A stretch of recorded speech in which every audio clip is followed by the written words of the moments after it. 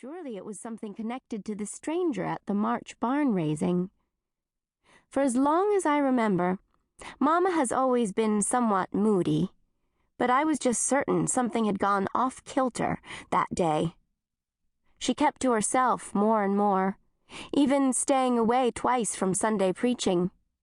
Yeah, there was much for me to ponder about my mother, and ponder I did. Now, as I waited stubbornly for my father to acknowledge Adam's question, the only sound I heard was the laboring cry of the miserable ewe, her bleat signaling a difficult delivery. I swallowed my disappointment. But I shouldn't have been surprised that Dot made no response whatsoever. This was his way when cornered. Dot's way in general, especially with women. I continued to stand motionless there in the stuffy sheep barn, observing my father's serious face, his downturned mouth. Adam, blond and lean, knelt in the deep straw as he waited to assist the struggling ewe deliver the next wee lamb. A twin to the first one already wobbling onto its feet, within moments of birth. Tenderness for my blue-eyed brother tugged at my heart.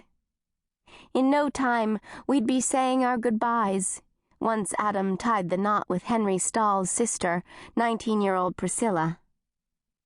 I'd happened upon them the other evening while walking to visit my good friend Becky Reel. Of course, I'm not supposed to know they're engaged till they're published in the fall, several Sundays before the wedding. Frankly, I cringed when I saw Priscilla riding with Adam, and I wondered how my sensible brother had fallen for the biggest schnufflebox in all of Lancaster County. Everyone knew what a busybody she was. Now I backed away from the barn door, still gripping the thermos. Perturbed by Dot's steadfast silence, I fled the sheep barn for the house.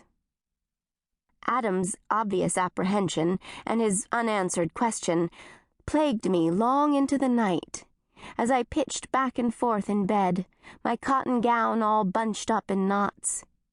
In vain, I tried to fall asleep, wanting to be wide awake for work tomorrow. After all, it would be a shame if I didn't preserve my reputation as an industrious part-time employee at Eli's Natural Foods. I might be especially glad for this job if I ended up a maidel. Being single was a concern for any young Amish woman. But I supposed it wasn't the worst thing not to have a husband, even though I'd cared for Henry quite a while already. Sometimes it was just hard to tell if the feelings were mutual, perhaps because he was reticent by nature. In spite of that, he was a kind and faithful companion, and mighty good at playing volleyball, too. If nothing more, I knew I could count on Quiet Henry to be a devoted friend. He was as dependable as the daybreak. Too restless to sleep, I rose and walked the length of the hallway.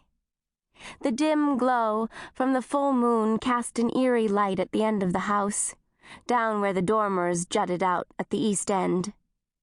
From the window, I stared at the deserted yard below, looking for any sign of Mama. But the road and yard were empty. Downstairs, the day clock began to chime, as if on cue. Mama had stilled the pendulum, stopping the clock on the hour she learned her beloved sister Naomi had passed away, leaving it unwound for months. Now the brassy sound traveled up the steep staircase to my ears. 12 lingering chimes. Something about the marking of hours in the deep of night disturbed me. I paced the hall, scooting past the narrow stairs leading to the 3rd story, where Adam and Joe slept in 2 small rooms, safely out of earshot of Mama's mysterious comings and goings. Was Dot such a sound sleeper that he didn't hear Mama's footsteps? What would cause her to be so restless? I'd asked myself a dozen times. Yet, as much as I longed to be